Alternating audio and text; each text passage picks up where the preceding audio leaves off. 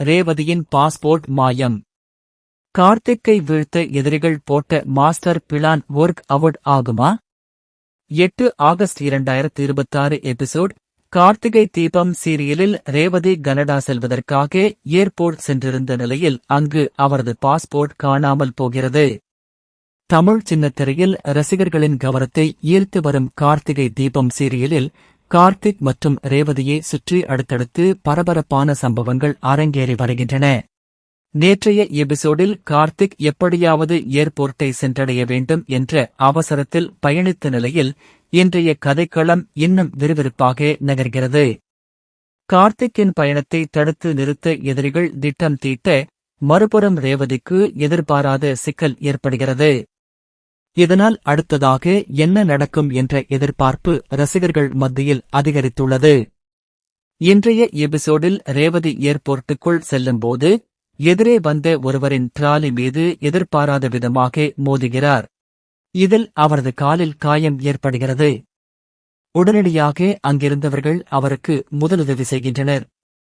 அப்போது சிலர் பயணம் தொடங்கும் நேரத்தில் இப்படியொரு சம்பவம் நடந்தது அபசகுனம் என பேசுகின்றனர். இதனால் ஆத்திரமடைந்த சாமுண்டீஸ்வரி தேவையில்லாமல் பேசாமல் அவரவர் வேலையை பார்க்கும்படி கடுமையாக கூறுகிறார். இதற்கிடையே கார்த்திக் ஏர்போர்ட்டை சென்றடைந்துவிட்டால் தங்களது திட்டம் தோல்வியடையும் என்பதை உணர்ந்த சந்திரகலா, சிவனாண்டி மற்றும் முத்துவேலுக்கு தகவல் தெரிவிக்கிறார். கார்த்திக்கின் பயணத்தை தாமதப்படுத்துவதற்காக பல்வேறு தடைகளை ஏற்படுத்த அவர்கள் முயற்சி செய்கின்றனர். ஆனால் எதிர்பார்த்தபடி கார்த்திக் சிக்கிக் கொள்ளாமல் தொடர்ந்து ஏர்போர்ட்டை நோக்கி முன்னேறுகிறார். இதனால் எதிரிகளின் பதற்றம் மேலும் அதிகரிக்கிறது.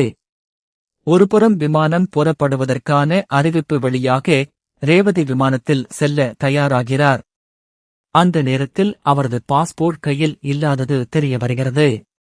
பாஸ்போர்ட் காணாமல் போய்விட்டதாக ரேவதி பதற்றத்துடன் கூற, சாமுண்டீஸ்வரி மற்றும் சந்திரகலா இருவரும் அதிர்ச்சியடைகின்றனர். முக்கியமான நேரத்தில் பாஸ்போர்ட் இல்லாததால் என்ன செய்வது என்று தெரியாமல் அனைவரும் தவிக்கின்றனர். அப்போது சந்திரகலாவுக்கு ஒரு விஷயம் நினைவுக்கு வருகிறது.